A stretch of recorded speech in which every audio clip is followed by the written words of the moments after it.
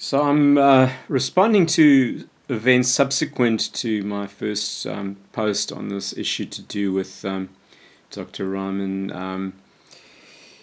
So the tone that you've taken and you're celebrating about your victory over the pro-Jewish, pro-Israel lobby in the United Kingdom, at the same time seeking to nullify the term anti-Semitism, to nullify the consequences of engaging in anti-Semitism, while being argumentative about the meaning of the term. And sure, one can go into the semantics, the philology, the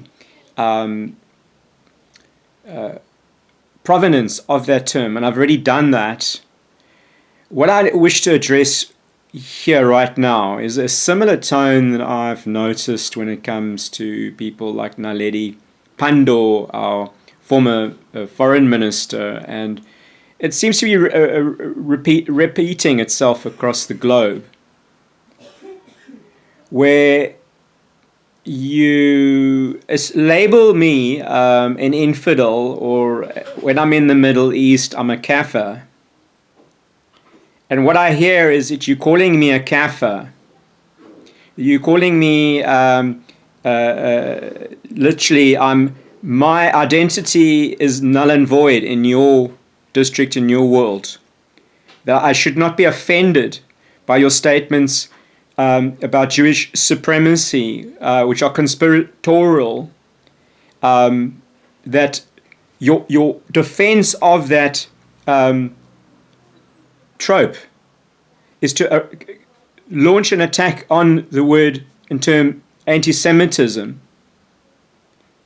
I'm sorry, you're a disgrace. You don't have the right to decide. It's not up to you to determine what is law and what is not law, what that term means or should not mean. That is a collective decision that people need to arrive at. That's not for any one particular individual in the UK to come here and just determine what Jew hatred should or shouldn't mean. And then you want to raise a point. What are you doing? You're rubbing our noses in your doo-doo, that you are the doo-doo.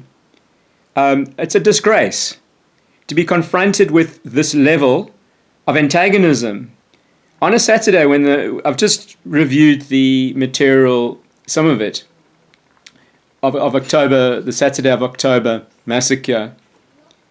Come on.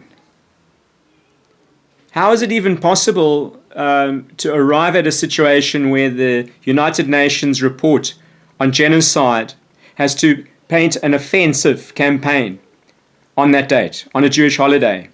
Your claim is that Israel launched an attack on Gaza on October 2023, on the 7th of October. That is essentially the case, in a nutshell, of the South African case, of every other major player, stakeholder, whether it's Ireland, whether it's any other, Bolivia.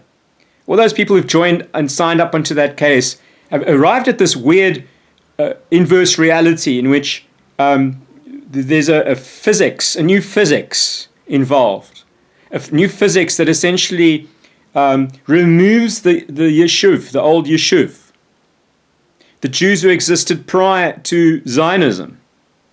Those Jews, those are the Jews that I've been talking about.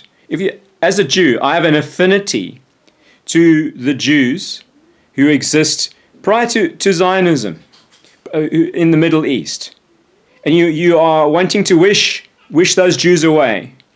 And in the same time, hang on, I have a case that has inverted the facts of apartheid to make something about it. It's an event which occurs in the Middle East. Didn't happen in my country. I'm expected to believe that apartheid didn't exist. It didn't happen. And I am a racist for objecting to a white supremacist who tells me I should not bring up the struggle. That I am the racist because I'm trying to break a taboo in a newsroom involving the segregation of people of color and black and white, where we have a very unique history. Only in South Africa. And also there is anachronistic organizations in America that refer to people as coloreds.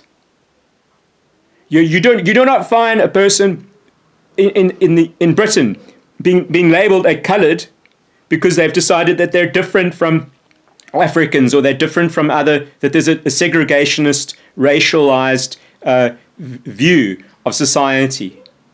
So I object vehemently to the tone of your post, and the tone of the British Medical Council, and the tone of your government. I vehemently object to the Starmer government, and to my own government. I object to racialize society and to make out a case that there's an English race or a German race or a Palestinian race or a Jewish race. That's what Adolf Hitler was doing. That's what British colonialism did.